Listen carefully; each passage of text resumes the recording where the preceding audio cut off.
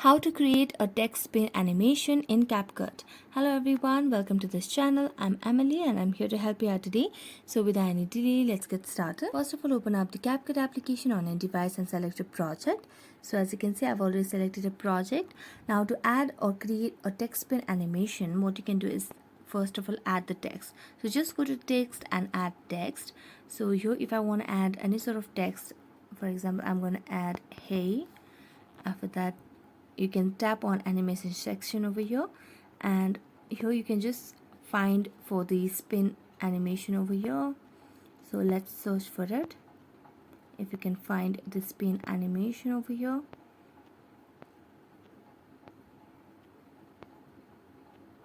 so here you can see the option of spin in 2. Right now there's no other options for spin as for what I see. Here you can see the spin in 1 option. So you can select any of this option and you can use it in your project. So I'm going to select for spin in 2. So let's select this one, and there you go. So thank you so much for watching this video. If you enjoyed watching it, don't forget to like, subscribe and hit the bell notification for more updates. That's it for today, and see you next time.